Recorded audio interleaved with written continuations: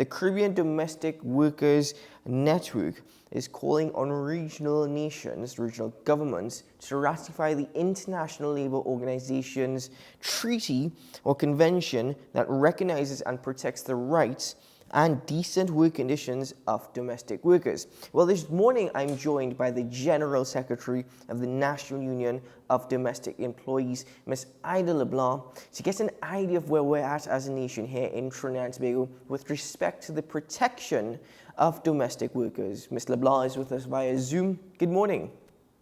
Good morning, Steve. Well, thank you very much for joining me this morning, Ms. LeBlanc. Let's start the conversation speaking about domestic workers here in Trinidad and Tobago and the ratification of the ILO Convention. It is suggested that domestic workers are the least protected of all unionized here in TNT and other nations around the Caribbean. Could you expand on that? And even though it is a suggestion, is there truth to it? Exactly how are they the least protected? Well, first, the domestic workers are not considered as workers under the Industrial Relations Act. The Industrial Relations Act states that anyone who works in and around the house and paid by the householder is not a worker. We have taken part in CEDAW meetings, and we have got CEDAW to make a recommendation to our government since 2016 to amend the Industrial Relations Act to include domestic workers as workers within the law. We also was in the forefront in getting the ILO to have the adoption of the C-189, that is since 2011. And since then to now, we have been calling on our government to ratify the C-189 so that domestic workers can enjoy decent work like all other workers. And so far, we are talking to deaf ears. What about the expanding on that? Because though we're still living a COVID-19 pandemic, you're mentioning prior to the pandemic since 2016, but during the pandemic and coming out of the pandemic, there was an understanding or realization of the vulnerability of workers here in Trinidad and Tobago, and by extension around the Caribbean and the wider world. How did the COVID-19 pandemic affect the status of domestic workers? Well, the status remained the same, but they were.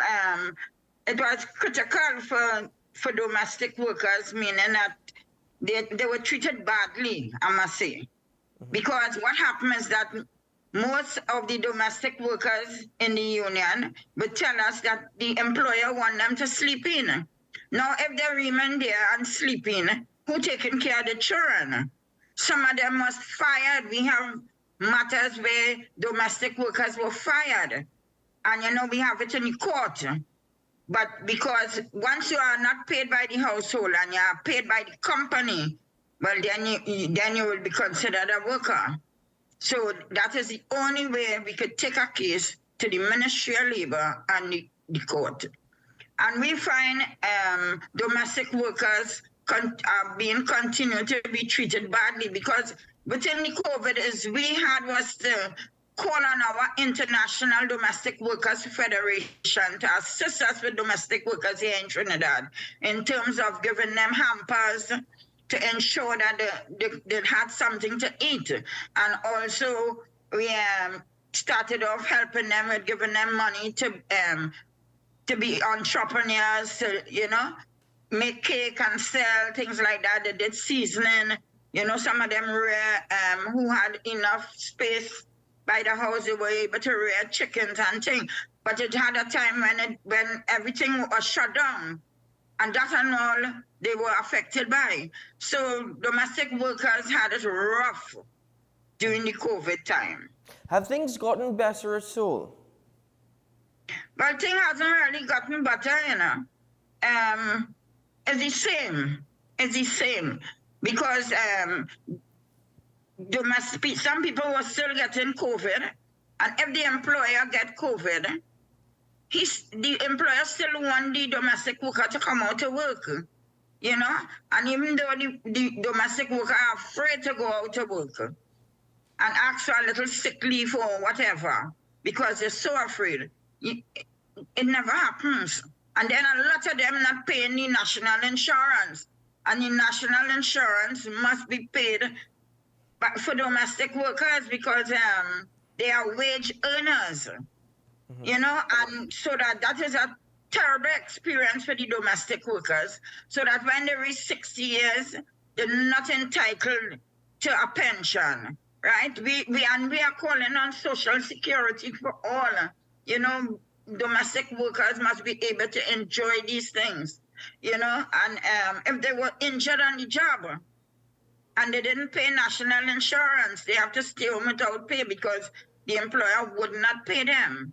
So these are the issues that arise within the union that we have to take care, and our hands are tied because they are not considered as workers, the majority of domestic workers. So I'll get back to the national insurance scheme in a moment because I think that's a very important point that you've raised. But just to get an idea for those who are watching, sometimes the strength of a union could actually be measured by its membership. What is the size of your membership or the numbers here of the Domestic Workers Union in TNT? Well, the last time we did a little survey, it was over 30,000 domestic workers in Trinidad and Tobago. Now we have those Spanish-speaking domestic workers now coming into the country.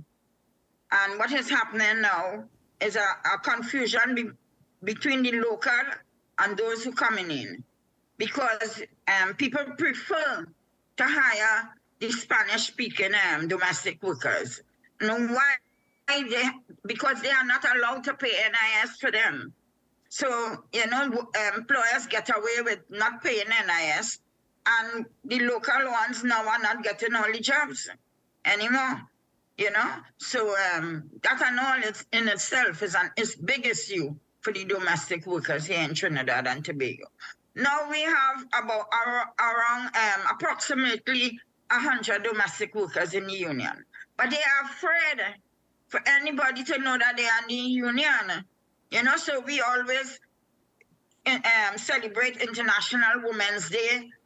Sometimes we go out there and march, and mostly will be the low-income workers that will come now to support the domestic workers and they themselves are afraid.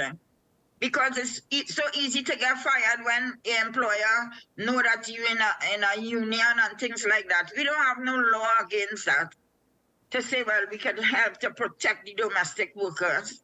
You know, so what we have to do, we have to have ongoing training, telling them about the laws, you know, what they could do and what they cannot do, and hoping that will build the confidence to stand up and say, well, I'm a union member. Because we do not only have domestic workers in our union, we also focus on low-income workers in the informal sector. And they are not treated, they are treated badly, just like domestic workers. When you say low-income earners in the informal, economy, what do you mean by that? Well, low-income workers, well, that in itself, the low pay that they get. Most of them, the employer don't follow the minimum wage, which is $17.50 an hour, and overtime and things like that.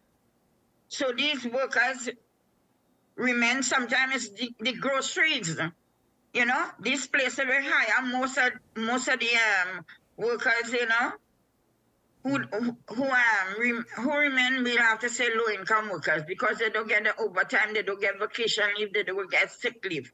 So in places like that, we call it the informal sector. Now, let me get back to the Industrial Relations Court.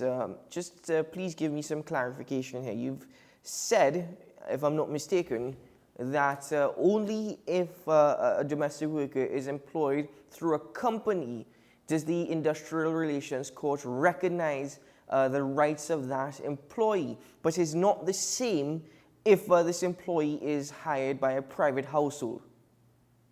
Yes, it's not the same. Unless it had to do with the minimum wage, you know, because they are covered under the minimum wage. So once it's a violation of the minimum wage, you could go to the ministry, you could go to the court, because some people don't pay the sick leave when the domestic worker or the low-income worker gets sick. They don't pay the sick leave, which the sick leave had to be paid 14 days sick leave between the employer and the national insurance. So because there wasn't a national insurance, they never paid and all this, you know. And I want to say something that just recently, a worker came to me and she said that she went to the national insurance because she was fired and she wanted to find out how much contribution the employer had paid for her on her behalf. And the NIS employee asked her, you have any proof that you work there with that company? She said, no. You don't have a pay slip? No. The woman told her, well, like NIB can't do anything for you. And I feel that is unfair because they have investigators what could go out there and investigate and find out the situation of workers out there.